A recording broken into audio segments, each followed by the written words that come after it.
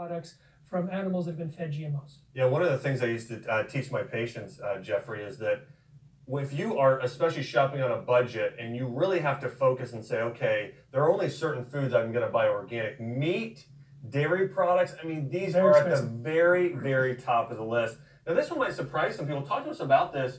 Microbes and enzymes. Yes, this is a harder one to track because sometimes the enzymes that are used as cooking agents, they're not even listed on the product. They're rarely listed. Some of them come from papaya even. Yeah, papaya, and Wow. also the yeasts that they create. So the cooking agents, the way to avoid that is to buy organic, which does not allow the use of these genetically modified cooking agents and processing agents. So Jeffrey, talk to us. There's a few, and this is Two more. This is what we wanted to share with you. And this might really surprise you. By the way, do us a favor right now. People need to be on right now, on our live broadcast, listening to this because some of the viewers out there, some people might have heard of corn, soy, canola.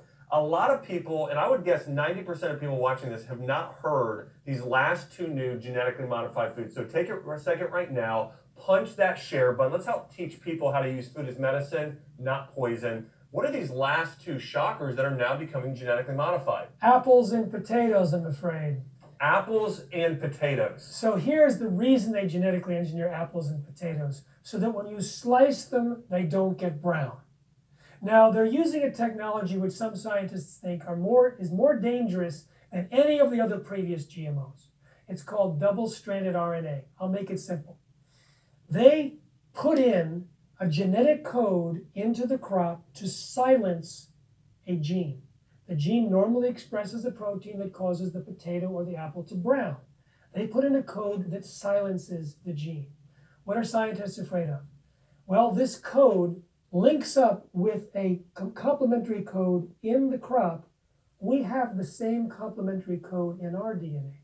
So what if it matches and links up with and silences a gene that we rely on?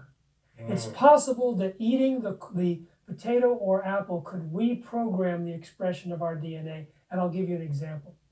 There was a set of honeybees, part of an experiment. They were fed some of this different double-stranded RNA in a single meal. It was supposed to have no effect. Over the next few weeks, it altered the expression of over 1,400 genes in the DNA of the honeybee. That's over 10% of the genes.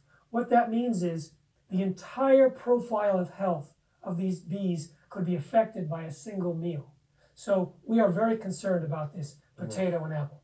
Yeah, so even in buying apples and potatoes in the future, keep your eye on this. This is why I'd make sure to sign up for Jeffrey's newsletter. You can actually do that by going to responsibletechnology.com. My newsletter on draxe.com. Oh yeah, responsibletechnology.org. But sign up, stay advised here because Jeffrey's pioneering this.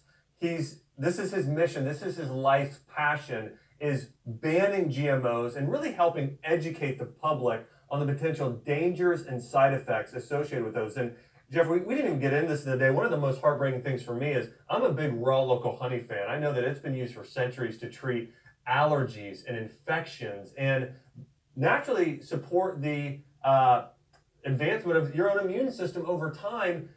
Bees are dying. People are dying and getting diseases because of genetically modified foods, and you're here to fight against it. And we would ask you to do the same thing with us by sharing this on Facebook and voting with your dollars.